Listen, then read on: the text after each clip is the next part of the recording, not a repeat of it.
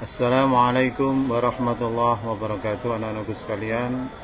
Selamat bertemu kembali dengan lanjutan materi ekonomi akuntansi kita, yang pada semester 2 ini kita akan bahas tentang akuntansi perusahaan dagang. Jadi nanti ada siklus akuntansi perusahaan dagang ya.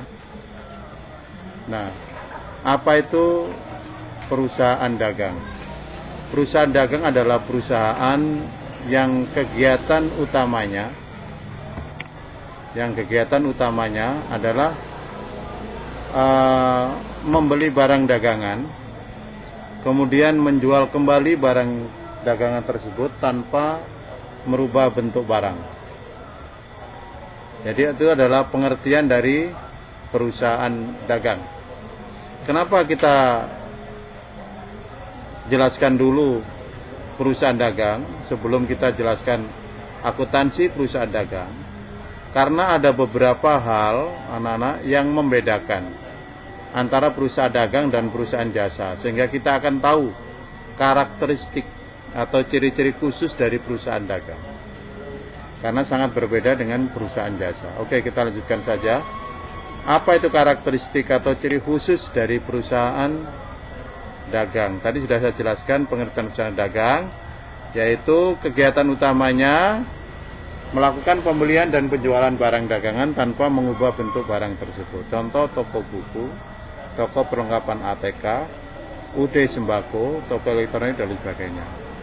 Adapun transaksi-transaksi yang sering terjadi pada perusahaan dagang, yaitu yang pertama membeli barang dagangan secara tunai dan kredit. Ada pengembalian barang dan ada menerima potongan pembelian. Kemudian ada kegiatan juga nanti dalam perusahaan dagang itu yang tidak ada pada perusahaan jasa, membayar dan menerima perhitungan biaya angkut pembelian, menjual barang dagangan baik secara tunai maupun kredit, kemudian menerima kembali barang dagangan yang telah dijual atau retur. Jadi kalau menerima kembali atau mengirim kembali barang, mengembalikan, itu namanya retur, namanya pengembalian. Nah, kenapa dikembalikan? Karena barang-barang yang dibeli itu mungkin ya tidak sesuai dengan pesanan atau rusak sampai tempat sesuai dengan perjanjian, bisa dikembalikan kalau terjadi kerusakan. Itu pengembalian, itu namanya retur. Kemudian memberi potongan penjualan. Oke, kita lanjutkan biar cepat ini, kita waktu yang terbatas. Akun-akun atau perkiraan yang sering terjadi pada perusahaan dagang yang tidak ada pada perusahaan jasa ya. Yang pertama pembelian. Nanti ada perkiraan pembelian. Kemudian ada perkiraan retur pembelian atau pengurangan harga. Di sini disingkat retur pembelian dan PH ya. Nanti ada pengembalian barang yang dibeli. Ada istilah potongan pembelian juga nanti akunnya itu. Kita karena memberikan potongan, maka ada nanti perkiraan potongan pembelian, ada beban angkut pembelian, ada persediaan barang dagangan. Di jasa tidak ada persediaan barang dagangan, di akuntansi dagang nanti ada. Ada penjualan, ada retur penjualan dan pengurangan harga, ada potongan penjualan, ada beban angkut penjualan. Nah ini perkiraan-perkiraan atau akun yang sering terjadi di perusahaan dagang, yang tidak ada di perusahaan jasa, yang tidak ada di akuntansi jasa, gitu ya. Syarat pembayaran perusahaan dagang, syarat pembayaran. Kalau di jasa nggak ada kan, syarat pembayaran. Ada istilah tunai, berarti kita membeli atau menjual barang secara cash, ya, tidak dihutangkan, gitu ya, cash, namanya tunai. Kemudian ada kredit, nah berarti ini dihutangkan, ada secara kredit. Nah, kalau secara kredit ada berapa istilah? Ada namanya N30. Berarti pembayaran 30 hari setelah transaksi. Ada namanya NEOM. Berarti pembayaran end of month ya, berarti akhir bulan setelah tanggal itu. Jadi tanggal berapapun kita transaksi, pembayarannya akhir bulan. Kalau ini tadi N30 berarti pembayaran 30 hari setelah transaksi. Kalau tanggal 5 transaksinya berarti tanggal 5 bulan berikutnya. Tapi kalau ini end of month ini tanggal berapapun, misalnya tanggal 5 berarti akhir bulan, 5 Maret berarti 30 Maret, 5 bulan ini bulan Oktober berarti 5 Oktober berarti nanti 31 Oktober akhir bulannya, tidak 5 November, bukan. Kalau ini kejadiannya bisa 5 November kalau kejadian bulan 5 gitu ya. 5 Oktober transaksi, 30 harinya adalah 5 November. Kalau ini tidak akhir bulan yang penting, end of month gitu ya. Ada istilah 210 N30. Berarti 210 N30 ini gabungan dari syarat pembayaran itu. 210 itu maksudnya akan mendapatkan potongan 2% apabila pembayaran dilakukan 10 hari setelah transaksi. Tetapi pembayaran paling lambat atau selambat-lambatnya 30 hari setelah transaksi. Tapi kalau kita bayar cepat, dapat potongan 2%. Sama dengan di bawah ini, akan mendapatkan potongan 3% kalau kita melakukan pembayaran 15 hari setelah transaksi. Tapi pembayaran selambat-lambatnya 45 hari setelah transaksi. Ada N15, end of month. Nah, ini pembayaran paling lambat 15 hari setelah transaksi, ya kan? Pembayaran berakhir akhir bulan, end of month. Ada namanya COD ya. COD ini cash on delivery. Maksudnya bahwa pembayaran barang dilakukan setelah barang itu sampai di tempat. Ya. Off delivery ya, gitu. On delivery ya, gitu.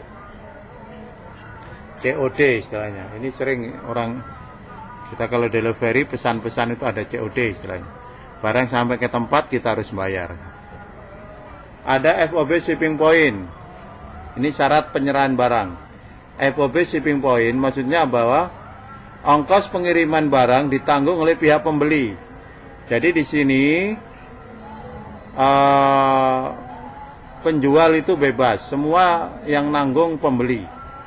Biasanya harganya lebih murah karena ongkos pengiriman barang semua pembeli. Ada rusak, ada apa, penjual bebas. Tidak bisa itu ya, tidak harus mengganti. Tapi kalau FOB destination perjanjiannya semua ongkos pengiriman barang ditanggung oleh pihak penjual ya, dari gudang penjual ke gudang pembeli. Itu yang menanggung adalah penjual. Itu kalau destination point. Berarti pembeli itu bebas. Biasanya harganya kan lebih mahal sedikit ya, karena penjual menanggung semua. Ada CIF, cost flight and insurance. Artinya pihak penjual menanggung biaya pengiriman, flightnya, pengiriman barang pesawat itu, dan premi asuransi kerugian atas barang yang dijual. Bukti transaksi perusahaan dagang. Nah, sekalian, dalam perusahaan dagang ada istilah faktur. Faktur ini menandakan bahwa transaksi itu dilakukan secara kredit. Baik penjualan maupun pembelian secara kredit itu akan diberikan faktur. Bagi penjual, faktur ini merupakan bukti penjualan kredit. Dan bagi pembeli, faktur ini merupakan bukti pembelian secara kredit. Akan diberikan faktur.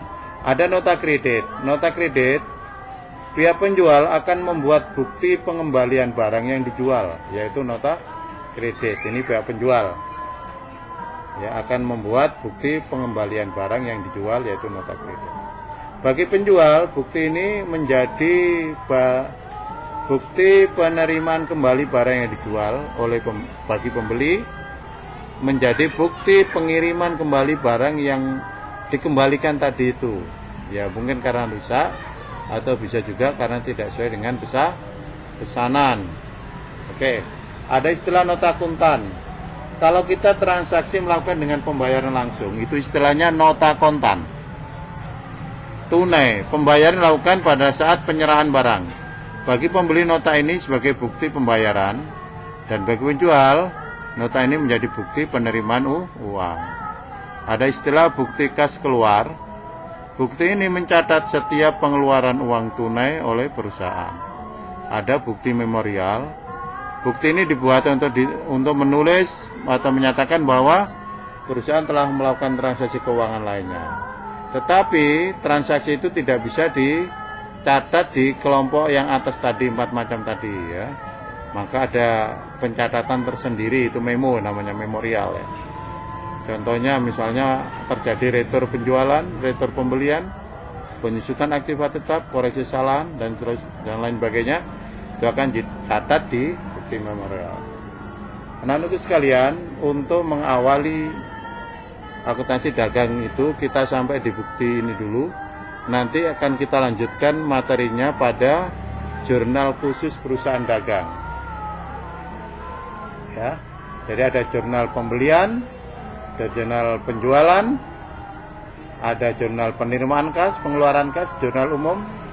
Nah, lalu nanti kita rekap. Setelah direkap baru posting ke buku besar dan lain sebagainya.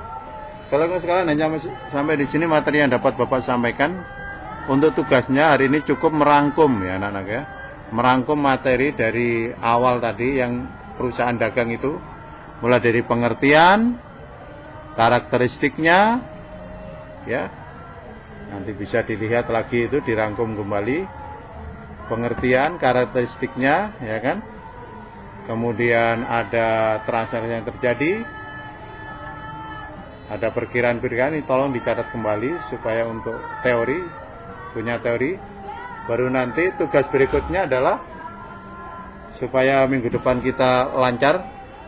Tugas berikutnya adalah selain tadi itu tolong nanti Anda cari di Google atau dimanapun atau di buku-buku paket tentang pengertian jurnal khusus perusahaan dagang, mulai dari pengertian, ini tugas ya, nanti dikumpul, jurnal pembelian, jurnal penjualan, penerimaan kas, pengeluaran kas, umum atau memorial jurnal.